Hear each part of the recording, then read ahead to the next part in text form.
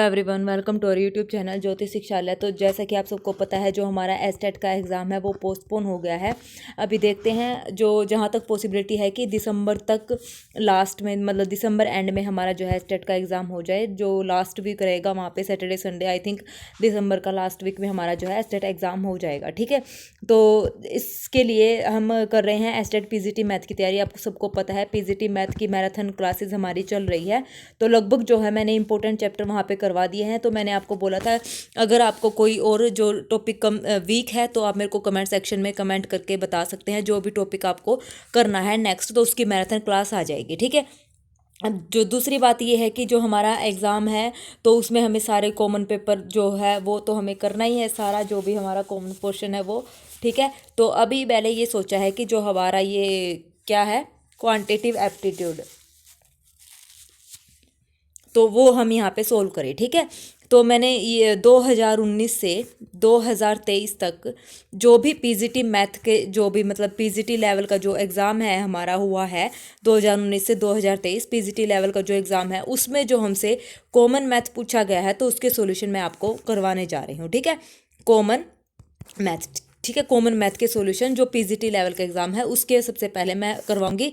PRT TGT के हम देखते हैं, उसके बाद अगर हमारा टाइम बचता है तो पीआरटी और टीजीटी लेवल के कॉमन मैथ हम यहाँ पे सोल्व करेंगे। तो आज जो है आपकी क्लास में मैं आपको 2022 में जो हमारा कॉमन मैथ आया था वो 12 नंबर का आया था। ठीक है, 12 नंबर का आया था कॉमन मैथ। तो सबसे पहले मैं 2022 का पेपर है आपको यहाँ पे सोल्व करवाऊंगी। ठीक है, तो चलिए शुरू करते हैं हमारी आज की क्लास। अगर आपको कोई क्वेरी करनी है या कुछ पूछना है तो कमेंट बॉक्स में कमेंट करके आप यहाँ से पूछ सकते हैं। ठीक है, किसी भी चीज़ के रिलेटेड, क्वेश्चन के रिलेटेड या पीजीटी मैराथन की क्लास, अगर आपको कोई टॉपिक है जो आपका वीक है वो आपको चाहिए तो भी आप कमेंट यहाँ पे कर सकते हैं। ठीक है, तो चलिए शुरू करते हैं हमारी आज की क्लास में। जो है फर्स्ट क्वेश्चन, टोटल 12 क्वेश्चन हमारे यहाँ पे रहेंगे 2022 के जो कॉमन मैथ में है। ठीक है, तो आज हम 12 क्वेश्चन यहाँ पे करेंगे।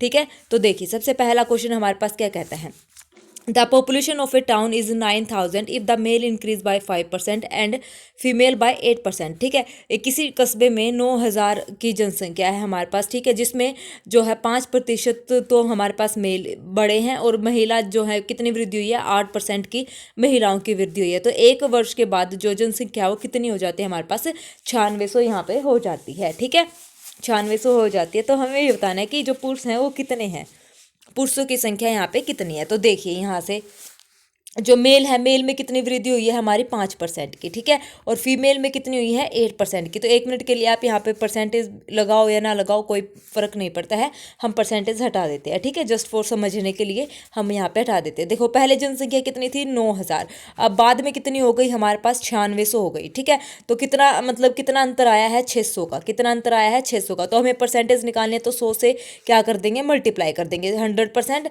और टोटल एक्चुअल जो जनसंख्या थी उससे क्या कर देंगे, डिवाइड। तो हमें पता चल जाएगा कि कितनी यहाँ पे बढ़ोतरी हुई है, कितनी परसेंट यहाँ पे बढ़ोतरी हुई है। तो 2 जीरो से 2 जीरो कैंसिल, 0 से 0, 3 दूनी 6, 3 तिया 9, तो यानी कि 20/3% हमारी यहाँ पे क्या हुई है, बढ़ोतरी हुई है। ठीक है, अब देखिए यहाँ से मेल हमारे पास कितने हैं, फीमेल कितने हैं। मेल में कितने परसेंट वृद्धि हुई है, 5%, फीमेल में कितनी हुई है, 8%। तो दोनों के मिला के हमारी टोटल जो है कितनी वृद्धि हुई है, 20/3% हमारे यहाँ पे हुई है। ठीक है, 20/3। तो अब ये फ्रैक्शन में है तो हम इसको क्या करेंगे, परसेंटेज जो है मैं यहाँ पे हटा रही हूँ। तो बाय में 3 है तो 3 को खत्म करने के लिए मैंने 3 से क्या कर दिया, यहाँ पे मल्टीप्लाई कर दिया। ठीक है, 3 से क्या कर दिया, मल्टीप्लाई। तो यहाँ से भी 3 से मल्टीप्लाई, यहाँ से भी 3 से मल्टीप्लाई। तो ये कितना हो जाएगा, मेल कितने हो जाएंगे 15 और फीमेल कितने हो जाएंगे 24, और यहाँ से 3 से 3 कैंसिल, ये हो जाएगा हमारे पास 20। ठीक है, 3 से मैंने यहाँ पे मल्टीप्लाई कर दी, ये मैं ऐसे कर सकती हूँ। अब देखिए हमारे पास क्या आ गया, मेल फीमेल, यहाँ पे 15 और यहाँ पे 24। ठीक है, और यहाँ पे कितना है 20। अब इन दोनों में बड़ा कौन सा है, 15 और 24 में 24 बड़ा है। तो यहाँ से 24 में से 20 माइनस करेंगे तो यहाँ पे आ जाएगा 4, और यहाँ से 20 माइनस 15 करेंगे तो यहाँ पे आ जाएगा 5। तो इसका मतलब हमारे पास मेल कितने हैं, 4 गुना बड़े हैं, और फीमेल कितनी है, 5 गुना यहाँ पे बड़ी है। तो ये फीमेल की संख्या है 5। अब टोटल एक्चुअल जो जनसंख्या थी वो कितनी थी हमारे पास, 9,000 थी। ठीक है, 9,000 थी। टोटल इनका सम कितना हो गया, मतलब 5 फीमेल बड़ी हैं और 4 मेल बड़े हैं। तो 5 और 4 9, यानी कि टोटल हमारे पास हो गया 9। तो यानी कि कितना हो गया हमारे पास, 1,000। तो कितना बच गया, 1,000 हमारे पास यहाँ पे बन गई। तो 1,000, तो यानी कि फीमेल मेल कितने हो गए, टोटल 4,000। एक पे कितने हैं, 1,000, तो 5 पे कितने हो जाएंगे यहाँ से, 5,000। तो इसका इसका मतलब 5,000 फीमेल हैं और मेल कितने हैं 4,000। टोटल का सम करेंगे तो कितने हो गए टोटल 9,000। ठीक है, आ गया समझ में। तो मिक्सचर एंड एलिगेशन मैंने यहाँ पे लगाया है, तो इसका मतलब हमारी जो मेल है वो कितने हैं यहाँ पे 4,000 है। आ गया समझ में, इजी था ना। चलिए नेक्स्ट, कोई भी क्वेश्चन में डाउट हो तो आप पूछ सकते हैं। ये हमारा रीजनिंग का है, ठीक है, ये भी हमारा रीजनिंग का है।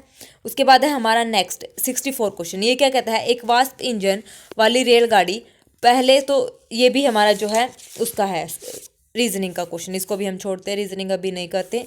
ये भी रीजनिंग का है, ये है देखो, ये सीधा ही हो जाएगा। The average of 9 consecutive number is n। 9 लगातार जो नंबर है उनका एवरेज कितना है हमारे पास n है, मतलब 1 1 2 3 ऐसे 9 तक चलेंगे तो उनका एवरेज कितना आ गया हमारे पास n आ गया। If the next 2 number are also included, अगर मैंने इसमें 1 2 3 9 तक था, 2 नंबर इसमें मैंने ऐड कर दिए तो एवरेज कितना हो जाएगा n+1 हमारा हो जाएगा, यानी कि इंक्रीज बाय क्या आ जाएगा 1। सेकेंड ऑप्शन यहाँ पे करेक्ट है।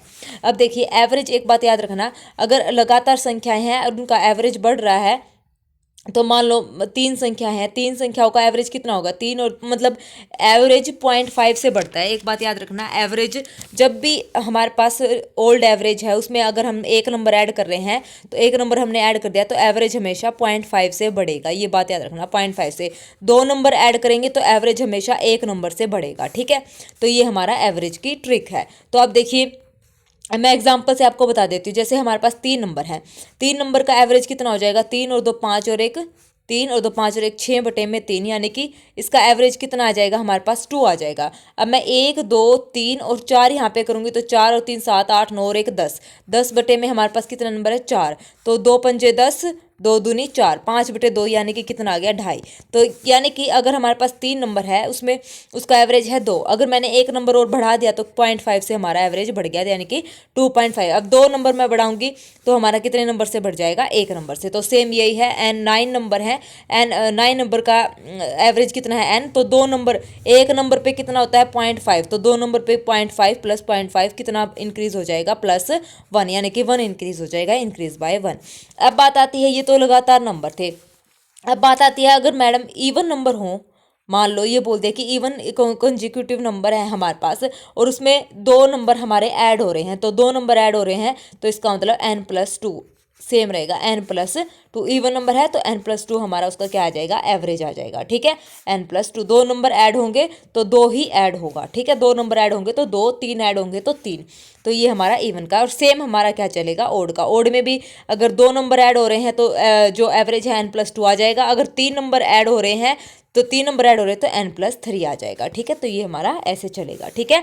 तो इवन और ओड में सेम रहेगा और कंजिक्यूटिव में 0.5 का हमारा यहाँ पे ऐड होता चला जाएगा नंबर के हिसाब से। जैसे मान लो अब इसने बोला 3 नंबर ऐड होते तो ये हो जाएगा, 3 नंबर ऐड होते तो ये 1.5 हमारा यहाँ पे एवरेज होता, ठीक है। n प्लस में 1.5 इंक्रीज बाय 1.5 आ जाता, ठीक है। तो अभी इंक्रीज बाय क्या आ जाएगा 1 आ जाएगा। आ गया समझ में।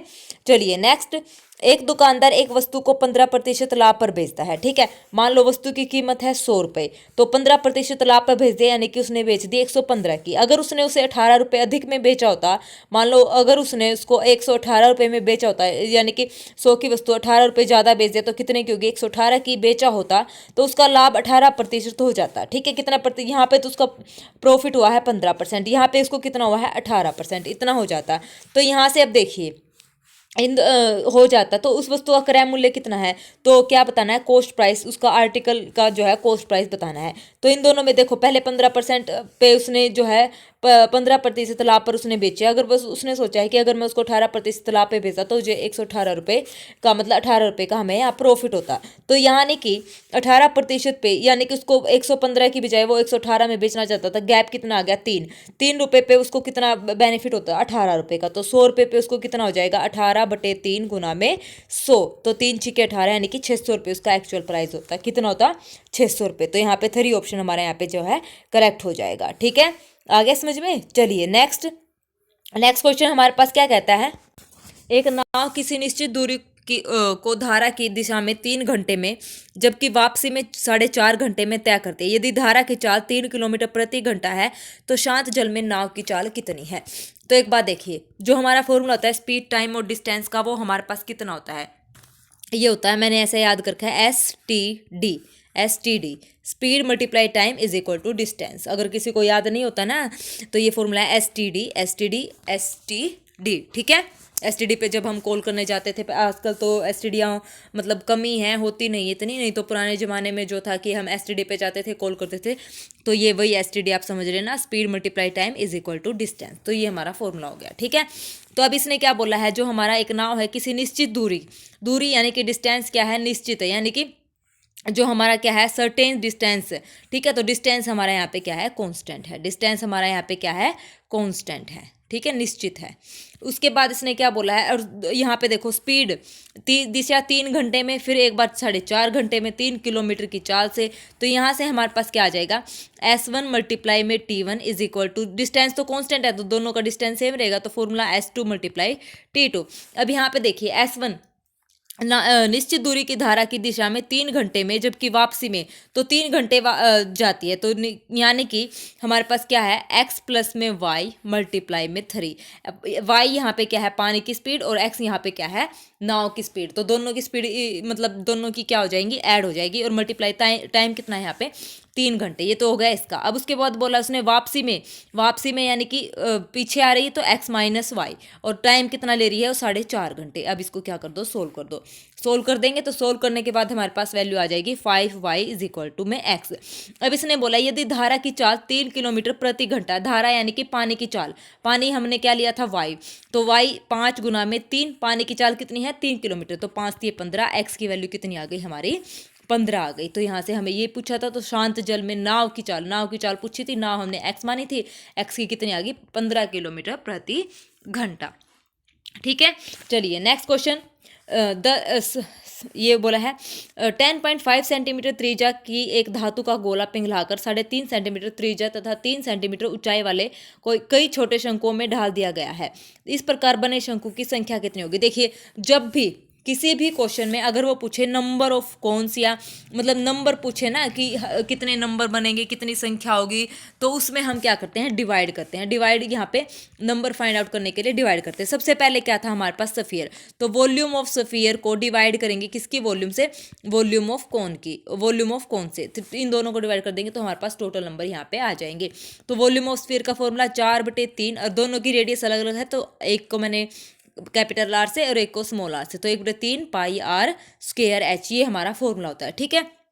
सारी चीज़ें इसने दे रखी हैं, पाई से पाई कैंसिल, 3 से 3 कैंसिल, अब यहाँ से 4 ऊपर बच के 4 आर क्यूब, आर यहाँ पे कितना है 10.5 की पावर 3, तो यानी कि 4 गुना में 10.5 की पावर 3 डिवाइडेड बाई यहाँ पे क्या बच गया था 3.5 3.5 का स्क्वायर, यानी कि आर स्क्वायर एच बचा था ना, और एच हमारे पास कितनी है, हाइट कितनी है 3 है। तो अब इसको सोल्व करेंगे, सोल्व करके जो हमारा आंसर है आ जाएगा 126, ठीक है। तो यानी कि सेकंड ऑप्शन हमारा यहाँ पे क्या हो जाएगा, करेक्ट हो जाएगा। आ गया समझ में, नंबर ऑफ कॉन्स हमारे कितने हैं 126 है। ओके चलिए नेक्स्ट क्वेश्चन, ये हमारा रीजनिंग का है, ये है नेक्स्ट 71 क्वेश्चन। ये हमारा क्या कहता है, यदि कोई धनराशि यहाँ पे अमाउंट इज 3 से ही 3/8, ठीक है, times the sum after 3 years at compound interest compound annually then the rate of interest per annum. यदि कोई धनराशि वार्षिक चक्रवृद्धि ब्याज के आधार पर 3 वर्षों का चक्रवृद्धि ब्याज जोड़कर 3 से ही 3/8 गुना हो जाए तो ब्याज की वार्षिक दर कितनी है। तो इसमें हम क्या करेंगे, इसमें हम सीधा करेंगे, देखो प्रिंसिपल मैंने यहाँ पे मान लिया कितना 1, रेशो अमाउंट हमारा कितना हो जाएगा, अमाउंट हमारा कितना है, देखो यदि कोई धनराशि वार्षिक चक्रवृद्धि ब्याज के आधार पर 3 वर्षों का चक्रवृद्धि ब्याज जोड़कर 3 से ही 3/8 गुना हो जाए, 3 से ही 3/8 गुना हो जाए, यानी कि अमाउंट हमारा कितना हो गया 3 से ही 3/8 हो गया। प्रिंसिपल कितना था हमारे पास 1, ठीक है, प्रिंसिपल हमारा कितना हो गया 1। तो इसको सोल्व करूंगी तो 1 से ही 8 × 24 और 27, तो 27/8, ठीक है। अब यहाँ से 8 खत्म करने के लिए क्या करेंगे, मल्टीप्लाई 8 कर देंगे, बोथ साइड कर दिया, तो 8 से 8 कैंसिल, तो 8 प्रिंसिपल हमारा कितना आ गया और अमाउंट कितना आ गया 8/27, इतना आ गया। अब यहाँ से उसने क्या बोला है तीन साल में, तो बोथ साइड क्या लगा दो, टाइम लगा दो, 3³ यहाँ पे हमने लगा दिया 3³ तो ये हो जाएगा, ये किसका होता है हमारे पास 2 का, और ये किसका होता है 3 का, तो 2:3। अब यहाँ पे क्या करेंगे, 2 रुपए के 3 बन गए, कितने था हमारे पास 2, प्रिंसिपल कितना था हमारे पास 2, अब उसके कितने रुपए बन गए हमारे पास 3 बन गए, ठीक है, 2 के 3 बन गए, तो ब्याज की वार्षिक दर कितनी हो जाएगी, तो ब्याज की वार्षिक दर यानी कि रेट जो हमारा आएगा वो कितना आएगा, 1/2 गुना में 100%। हमें सिर्फ प्रिंसिपल की देखना है, 1/2 ये आ जाएगा, ठीक है, 3 नहीं आएगा, 2 के तो हमारे 3 बने हैं, तो कितने परसेंट हुआ है 50%, 2 के 3 बन गए, तो यानी कि फोर्थ ऑप्शन हमारे यहाँ पे क्या हो जाएगा, करेक्ट हो जाएगा, ठीक है। आगे समझ में, चलिए नेक्स्ट क्वेश्चन क्या कहता है, चावल की कीमत में 20% की कमी हो जाने पर एक ग्राहक 800 रुपये में 12.5 किलो चावल ज़्यादा खरीद लेता है, तो चावल की मूल कीमत प्रति किलोग्राम कितनी होगी, मतलब ओरिजिनल कीमत क्या थी, इसका मतलब ये है कि चावल की कीमत में 20% की कमी हो जाने पर, चावल की कीमत में कितनी कमी हो गई, 20% कमी हो गई, तो हमें उसका एक्चुअल रेट बताना है कि स्टार्टिंग में चावल कितने रुपए के थे, ठीक है। तो अब आप देखिए इसको मैं कैसे बताऊंगी, देखो अगर हम मान लो हमारी मम्मी ने हमको क्या दिए, 800 रुपये दिए, और मम्मी ने बोला बेटा 800 रुपये ले जा और चावल ले आ, तो हम गए दुकानदार के पास, हमने क्या बोला 800 रुपये दुकानदार को देके कि चावल दे दे, लेकिन दुकानदार ने ऐसा बोला भाई चावल तो 20% की कमी हो गई, तो 20% की कमी का मतलब 20/100, 800 में से 20/100, ठीक है, ये 0 से 0, ये 0 से 0, 8 दूनी 16, यानी कि 160 रुपये के हमारे चावल हो गए, ठीक है, 160 रुपये के। अब इसने क्या बोला है, रुपए में कितने चावल खरीदे थे उसने 800 रुपये में, कमी हो जाने पर एक ग्राहक ने 800 रुपये में 12.5 किलो खरीद लिए, लेकिन 800 में से तो 20% की हमारी कमी हो गई, मतलब चावल की मात्रा कम हो गई, तो 12.5 किलो खरीद लिए, तो यानी कि 160 में से उसने क्या करा, 12.5 किलो चावल उसने ले लिए, तो क्वांटिटी हमें बतानी, तो ये हो जाएगा मल्टीप्लाई में 10, ये पॉइंट इसका आ जाएगा, ठीक है, ये 125 हो जाएगा, तो 1600 गुना बटे में 125, तो उसने कितने रुपए के, मतलब चावल जो है 12.8 रुपये के यहाँ पे घट गए, चावल कितने रुपए के घट गए, 12.8 घटा हुआ है, ठीक है, प्राइस कितना घटा हुआ है 12.8, यानी कि उसने 160 रुपये के 800 रुपये के चावल में 20% के मतलब रुपए में 20% कमी हो गई, तो कितने बचे हमारे पास 160 रुपये, तो 160 रुपये में 12.5 किलो उसने चावल खरीद लिए, तो टोटल कितने रुपए उसके कम हुए हैं 12.5 रुपये, 12.8 रुपये, ठीक है, ये आ जाएगा, उसको काटेंगे तो 64/5 आ जाएगा, ये आएगा ना 12.8 ही आएगा, 12 एकम 12, ओ सॉरी 5 एकम 5, 5 दूनी 10 और 5 अठे 40, तो ये हो जाएगा 12.8 रुपये, ठीक है। अब उसने बोला है अब 80%, ठीक है, 20% की कमी होगी, तो टोटल 100% थे, 100% में से 20% हमारे क्या हो गए, कम हो गए, तो यानी कि 80% जो चावल है, 80% जो रुपए मतलब चावल हैं वो कितने रुपए के हैं, 12.8 रुपये के हैं, और 100% कितने के हो जाएंगे, हो जाएंगे 12.8 बटे में 80 मल्टीप्लाई में 100, तो ये हो जाएंगे 16 रुपये, तो एक्चुअल जो चावल हैं वो कितने रुपए के थे हमारे पास, 16 रुपये के थे, ठीक, ओरिजिनल प्राइस कितना था 16 रुपये हमारे पास था, ठीक है। आगे समझ में कैसे किया है, तो 16 रुपीज़ हमारा यहाँ पे आंसर आ जाएगा, यानी कि फोर्थ ऑप्शन हमारे यहाँ पे करेक्ट है, ओरिजिनल प्राइस हमें पता चल गया, ठीक है।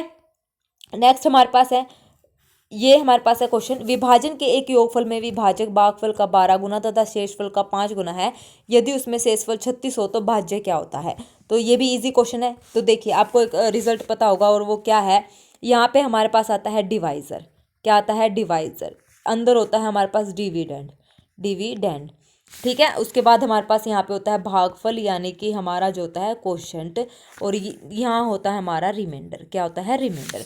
अब उसने क्या बोला है स्टेटमेंट में उसने बोला है, देखो स्टेटमेंट में उसने बोला है विभाजन के एक योगफल में विभाजक भागफल का कितना है, 12 गुना है तथा शेषफल का 5 गुना है, शेषफल हमारा कितना है यहाँ पे 5 है, जिसमें शेषफल 36 हो तो भाज्य कितना है, if the reminder is 36 then the dividend is, अब रिमाइंडर इसने कितना सॉरी ये क्या है, शेषफल का 5 गुना, ये तो रिमाइंडर तो हमारा ये है 36, ठीक है, रिमाइंडर कितना है 36।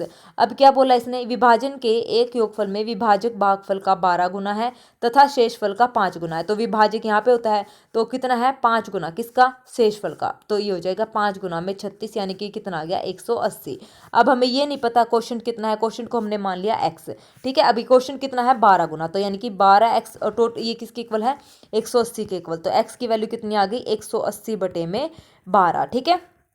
तो ये कितना हो गया 12 15, यानी कि x की वैल्यू कितनी आ गई हमारी 15 आ गई, x की वैल्यू आ गई हमारी 15। अब एक रिजल्ट होता है, क्या होता है हमारे पास ओरिजिनल जो है डिविडेंड निकालने का फॉर्मूला होता है 180 गुना में 15 प्लस में हमारा आता है रिमाइंडर कोशेंट, और यहाँ पे क्या होता है हमारे पास डिविडेंड मल्टीप्लाई कोशेंट और प्लस में 36। तो ये टोटल कितना आ जाएगा हमारा, आ जाएगा 2736, यानी कि सेकंड ऑप्शन हमारा यहाँ पे करेक्ट हो जाएगा। इजी क्वेश्चन था, ज़्यादा कुछ इसमें लंबा चौड़ा हमें नहीं करना था। ठीक है, नेक्स्ट क्वेश्चन ये हमारा उसका है, रीजनिंग का है। उसके बाद है नेक्स्ट, उसके बाद इसने बोला ए नंबर व्हेन डिवाइडेड बाय 5, किसी नंबर को हम 5, 9 और 13 से भाग करें तो 5 से भाग करने पर 2 रिमाइंडर आता है, 9 से भाग करने पर 6 आता है और 3 से भाग करने पर 10 आता है। तो लिस्ट सच नंबर इज। तो ऐसा करने के लिए हम सबसे पहले क्या करेंगे, 5, 9 और 13, ठीक है, 5, 9 और 13 का क्या लेंगे हम यहाँ से एलसीएम लेंगे, एलसीएम ऑफ 5, 9 और 13। ठीक है, 5, 9 और 13 का हम क्या लेंगे यहाँ से एलसीएम लेंगे। तो इसका जब एलसीएम लेंगे तो हमारे पास जो एलसीएम है वो कितना आएगा हमारे पास, वो आएगा 585। ठीक है, 585 आ जाएगा। अब यहाँ पे देखिए नंबर तो यहाँ पे 585 है नहीं, एलसीएम हमने ये ले दिया। तो अब इनका डिफरेंस देखो, 5 में से 2 यानी कि 3, 9 में से 6 यानी कि 3, 10 में से 13, 13 में से 10 यानी कि 3, 3 3 का डिफरेंस आ रहा है। तो एलसीएम में से 3 माइनस कर दो यानी कि 585 माइनस में 3, तो यानी कि 582 इसका आंसर है। तो फोर्थ ऑप्शन हमारा यहाँ पे क्या हो जाएगा, करेक्ट हो जाएगा। इसको हम बाय ऑप्शन से भी कर सकते हैं। ठीक है, तो फोर्थ ऑप्शन हमारा यहाँ पे क्या है, करेक्ट है। नेक्स्ट, ऐसे ऐसे क्वेश्चन एलसीएम लेके ही होते हैं हमारे ज़्यादातर। ये हमारा रीजनिंग का क्वेश्चन है। उसके बाद है नेक्स्ट, 3 नलों PQR द्वारा टैंक 5 घंटे में भरता है। कितने घंटे में भरता है हमारा, 5 घंटे में यहाँ पे टैंक भरता है। उसके बाद इसने क्या बोला है, तो नल आर क्यू से 2 गुनी गति से, क्यू पी से 2 गुनी गति से चलते हैं तो अकेले पी नल कितनी देर में भरेगा। तो देखो पी, क्यू और आर, तो यहाँ से क्यू पी से 2 गुनी गति में, आर के इस टाइप के क्वेश्चन में हम सबसे पहले सेकंड नंबर वाली लाइन से ही क्वेश्चन चलते हैं। मान लो पी क्या 1 आ गया, तो क्यू पी हमने मान लिया 1, क्यू पी से 2 गुनी गति पे, क्यू पी से, पी की गति कितनी है 1 और क्यू की पी से 2 गुनी यानी कि 2 आ जाएगी। अब उसके बाद है आर क्यू से 2 गुनी गति पे, तो क्यू का 2 गुना आर चलता है तो यानी कि 4, 1 2 और 4 हमारे पास आ गया। अब हमें निकालनी है, ये हमारे पास एफिशिएंसी निकल गई। ठीक है, क्या निकल गई, एफिशिएंसी। अब इसने बोला how much time will pipe P alone take to fill the tank, P अकेला फिल करने में कितना टाइम लेगा। तो पी हमारे पास आ जाएगा total divided by efficiency. P की एफिशिएंसी तो हमारे पास कितनी आई है, 1 आई है। टोटल देखो, अब टोटल कितना हो गया, 4 2 और 4 5 6 और 1 7, टोटल कितना हो गया एफिशिएंसी, टोटल सबकी एफिशिएंसी कितनी हो गई, 7 हो गई। क्योंकि तीनों ने बोला ना कि by 3 pipe P Q and R the pipe R, मतलब ये बोला है कि टैंक फील्ड 5 घंटे में तीनों टैंक भरते हैं। ठीक है, तीनों टैंक जो है 5 घंटे में उसको भरते हैं नल को। तो यानी कि हमारे पास 4 2 5 और 1 क्या करते हैं, मतलब नंबर वही पी की वैल्यू हमें निकालने तो डिवाइड करते हैं, पी की एफिशिएंसी से उसको डिवाइड कर देंगे। टोटल कितने हो गए, 4 2 5 6 और 1 7, और कितने घंटे में, 5 घंटे में। तो 5 7 35 बटे में पी की एफिशिएंसी कितनी है 1, तो 35 आवर यहाँ पे पी अकेला टाइम ले लेगा, 35 आवर। तो अगर क्यू की पूछता तो क्यू की क्या होता है 7 गुना में 5, क्यू की एफिशिएंसी कितनी थी 2, तो 35 बटे में 2 आ जाता है। और आर की पूछता तो 7 गुना में 4 बटे में 4 बटे में 4, तो ये आएगा 7 गुना में 5 यानी कि 35 बटे में 4। तो ये हमारी आर की आ जाती है और ये हमारी क्यू की आ जाती है। ठीक है,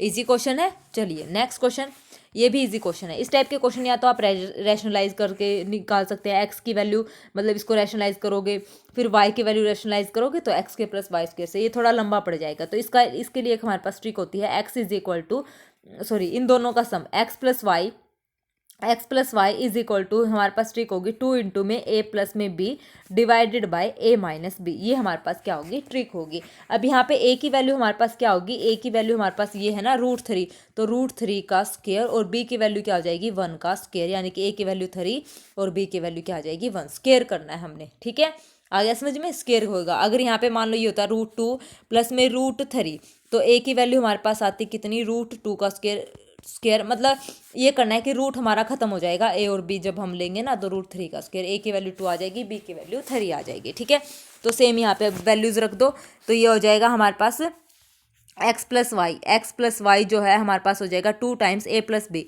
ए कितना था ये था ना √3 + 1, √3 - 1। तो इसमें हमारे पास, और ये फॉर्मूला भी तभी एप्लीकेबल होगा जब एक्स और वाई अपोजिट हो। 1 मिनट में आपको बताती हूँ, पहले मैं यहाँ पे सोल्व कर लूँ। ये हो जाएगा 3 + में 1, नीचे आ जाएगा 3 - 1, तो ये हो जाएगा 4 इंटू में 2 डिवाइड बाई 2 से 2, यानी कि एक्स प्लस वाई की वैल्यू हमारे आ गई 4।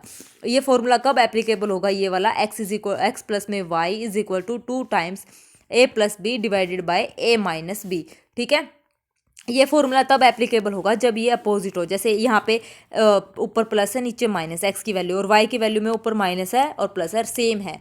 ठीक है, एक दूसरे के क्या हो, रेसिप्रोकल हो, तब ये फॉर्मूला हमारा यहाँ पे क्या रहेगा, वैलिड रहेगा। ठीक है, आ गया समझ में। अब हमारे पास एक्स प्लस वाई की वैल्यू तो कितनी आ गई, यहाँ से 4 आ गई। स्क्वायर करेंगे इसका बोथ साइड, तो ये हो जाएगा X square plus Y square plus में 2xy इज इक्वल टू 4 चौके 16। हमें निकालना है X square plus Y square, तो हो जाएगा 16 माइनस में 2। एक्स वाई की वैल्यू देखो, इनकी मल्टीप्लाई कर दो, इससे ये कैंसिल, इससे ये कैंसिल, एक्स वाई की वैल्यू आ गई 1, तो 2 इंटू में 1, तो 16 में से 2 गए हमारे पास 14। तो फर्स्ट ऑप्शन हमारा यहाँ पे क्या हो जाएगा, करेक्ट हो जाएगा। ठीक है, आ गया समझ में। चलिए नेक्स्ट क्वेश्चन, ये हमारा रीजनिंग का क्वेश्चन है। नेक्स्ट ये लास्ट क्वेश्चन। ठीक है, 11 क्वेश्चन हमारे हो गए, ये आखिरी क्वेश्चन है 12वां। ज़्यादा मुश्किल नहीं है, प्रैक्टिस करोगे तो क्या पता इन्हीं में से ही रिपीट क्वेश्चन हो जाए और आपको मतलब बेनिफिट हो जाए। 1 से 2 नंबर का ही बेनिफिट होगा, क्योंकि दो ज़्यादा क्वेश्चन तो ये रिपीटेड पूछते नहीं है, 1 से 2 ही क्वेश्चन पूछते हैं। ठीक है, 2 भी आ गए तो भी ये समझ लेना है कि हाँ सही हुआ, बाकी 8 तो आप कर ही लेंगे क्योंकि प्रैक्टिस हम कर ही रहे हैं। ठीक है, और ये प्रैक्टिस करेंगे तो इन्हीं में से घुमा फिरा के ही क्वेश्चन आते हैं। मैं 1 से 2 का मतलब तो है सेम टू सेम, जैसे हैं वैसे के वैसे क्वेश्चन आ जाएं, एज इट इज स्टेटमेंट। ठीक है, बाकी इन्हीं से रिलेटेड, इन्हीं से फॉर्मूले से रिलेटेड, बस वो है कि जो है स्टेटमेंट को थोड़ा सा फेरबदल करके भी पूछ सकते हैं। ठीक है, तो लास्ट क्वेश्चन है, देखिए क्या कहता है। हमारे 1865 लोगों में से 660 क्या बोलते हैं, इंग्लिश कितने बोलते हैं, 660। हिंदी कितने बोलते हैं, 1305 हिंदी बोल सकते हैं। तो टोटल कितने हो गए हमारे पास, टोटल हो गए 5 6 9 1 1965, लेकिन है तो टोटल 1865 1965 कैसे हो गए। अब आगे भी तो देखिए, तो इसने बोला है 120% जो है कांट स्पीक आइदर लैंग्वेज, कोई भी यहाँ पे भाषा नहीं बोलते। तो टोटल हमारे पास है 1865 में से 120 तो वो हैं जो कोई भी भाषा नहीं बोल सकते, यानी कि 1745 बच गए। टोटल जो दोनों बोल रहे थे वो कितने थे, 1965। तो 1965 में से 1745 माइनस कर दोगे तो हमें निकालने हैं, तो जो कितने लोग दोनों भाषाएं बोल सकते हैं तो वो हमारा निकल जाएगा। तो यहाँ से कितने आ जाएंगे, टोटल माइनस करेंगे तो ये आ जाएगा हमारा 220। ठीक है, तो फर्स्ट ऑप्शन हमारा यहाँ पे क्या हो जाएगा, करेक्ट हो जाएगा। इजी क्वेश्चन था ना, तो ये फर्स्ट ऑप्शन हमारा यहाँ पे करेक्ट है। ठीक है, तो ये हमने कर लिया। जो हमारा जो ये क्वेश्चन है, क्वेश्चन पेपर था हमारा 2022 का, पीजीटी लेवल का जो पेपर है वो क्वेश्चन था। ये पीजीटी लेवल में जो हमसे ये क्वांटिटेटिव एप्टीट्यूड पूछा गया है वो 2022 का हमने कर लिया है। 2019 से 2023 जो पीजीटी लेवल के हैं वो हम सबसे पहले यहाँ पे सोल्व करेंगे। ठीक है, तो 2022 हमने कर लिया है। कल देखते हैं कौन सा लेवल हम मतलब कौन सा पेपर यहाँ पे सोल्व करें। ठीक है, अगर कोई भी क्वेश्चन में आपको डाउट लगे, कोई भी क्वेश्चन ना समझाए तो कमेंट बॉक्स में कमेंट कर देना, तो नेक्स्ट वाली क्लास में आपका यहाँ पे डाउट लिया जाएगा और क्लियर हो जाएगा। ठीक है, और मैराथन क्लास अगर आपको सब्जेक्ट में कोई सी भी टॉपिक जो आपका वीक है आपको चाहिए तो आप वो भी कमेंट बॉक्स में कमेंट कर सकते हैं, तो आपकी वहाँ पे मैराथन हो जाएगी। अदरवाइज हम सबसे पहले अब क्या करेंगे, कॉमन पोर्शन जो कॉमन मैथ है वो यहाँ पे हम सोल्व करेंगे। ठीक है, तो चलिए फिर आज के लिए बस इतना ही। Thank you very much, have a nice day.